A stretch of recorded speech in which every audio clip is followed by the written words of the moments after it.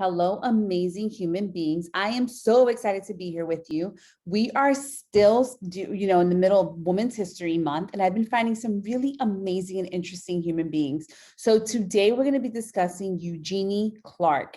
She is known as the Shark Lady. She did a bunch of research on different behaviors of sharks and different fish from the ocean. And it's funny because her story is that she's actually from New York.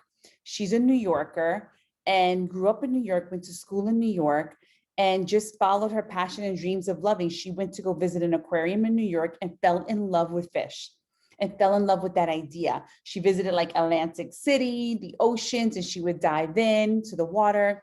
And she just had this passion for sharks. So that became her career. And a lot of times it's really important to know that I like to ask children a lot, like, not what do you want to be when you grow up, but more like, what do you love? Like, what are you passionate about? What drives you? And that type of question really actually leads to what you're probably going to be when you grow up. So make sure that you follow that love and that passion that you have. That's why it's so important to be in school, because you're learning about so many different things and that exposes you to different things.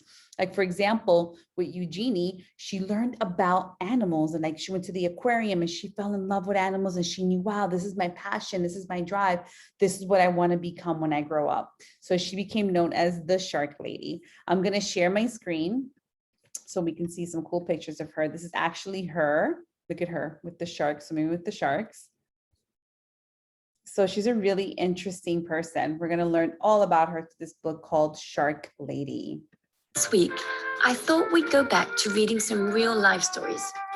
And I wanted to start with the incredible life story of Dr. Eugenie Clark, who was a scientific pioneer. And she was nicknamed the Shark Lady. Why was she nicknamed the Shark Lady? Well, let's read on and find out. It was Saturday, and Eugenie wanted to stay at the aquarium forever. She wanted to smell the damp, salty air and stare at the glittery rainbow of fish. She wanted to keep watching her favorite animals, the sharks. Eugenie pretended she was walking on the bottom of the sea. What would it be like to swim with her sharks? To breathe underwater with gills of her own? More than anything, she wanted to find out. When the summer came, Eugenie's mother took her to swim at the beach in Atlantic City. Stuffing sticky gum into her ears to keep the water out, Eugenie dove down, down, down. The salt stung her eyes, but she didn't want to miss a single fish. Constellations of sea stars speckled the pebbled sand. She imagined a silvery fin standing strong on her back, slicing through the ocean current. To others, sharks were ugly and scary, but Eugenie knew they were beautiful. As she glided through the cool water, she wished everyone could see sharks through her eyes.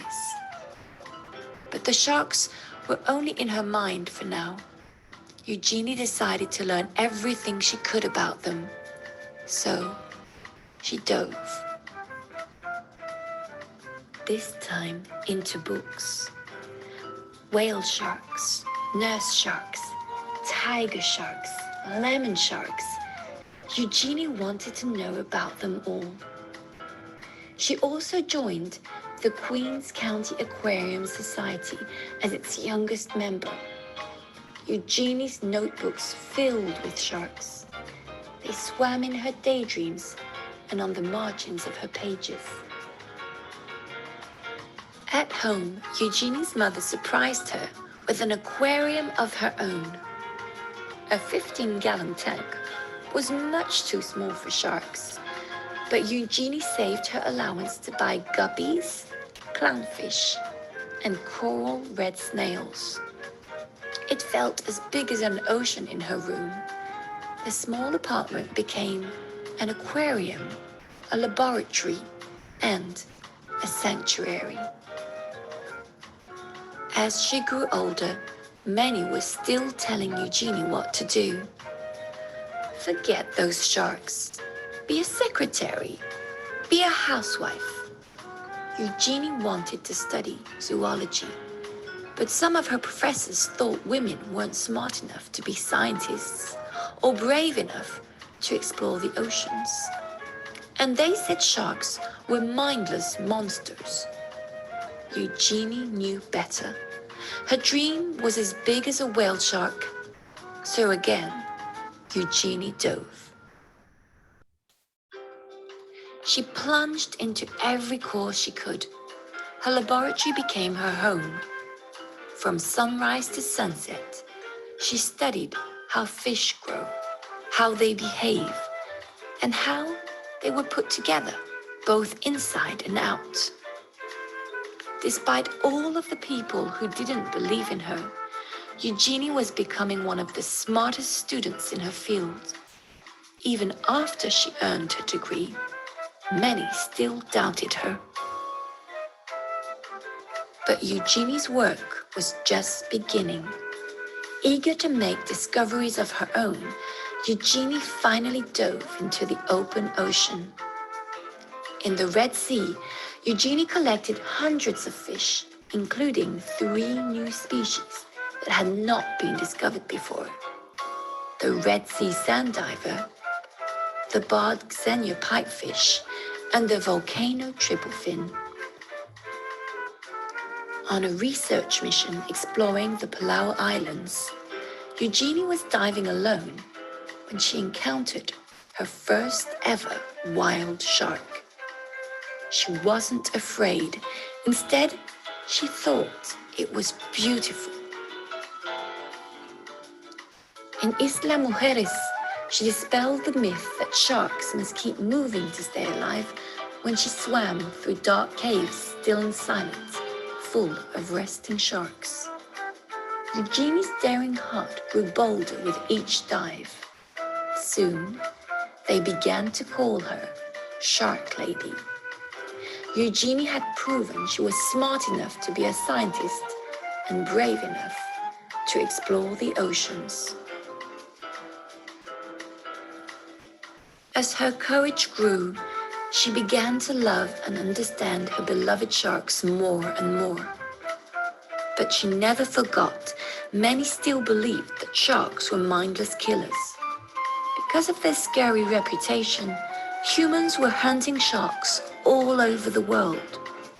Eugenie knew that sharks weren't stupid or mean. She was determined to prove everyone wrong. Eugenie fished through her mind and devised a brilliant experiment. Could she train a shark the way a person trains a dog? Were sharks much smarter than anyone knew? They were. Eugenie was the first scientist in the world to train sharks and even learned they could remember their training for at least 2 months later. Sharks were not mindless killers. Sharks were beautiful. Sharks were smart. They deserved to be studied, protected, and loved. And Eugenie's dream was now a dream come true. What a sweet book about somebody who just followed her passion and dreams. And that was actually, I guess, being an advocate for sharks, right? Sharks are something that may be really scary for people, and they are scary animals, but she definitely wanted people to know that they were also smart and that they can be trained and that we didn't have to necessarily be so fearful of them. So I want you to have a super amazing day.